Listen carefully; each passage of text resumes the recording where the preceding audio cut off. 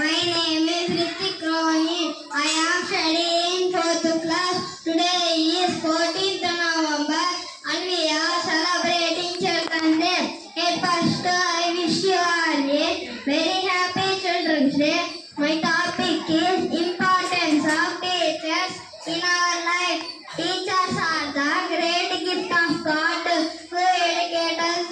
They are the backbone of our society. They always guide us towards the right path. Teachers are the ones who build the future of the nation. They make the career of students and also build good character. They are the great source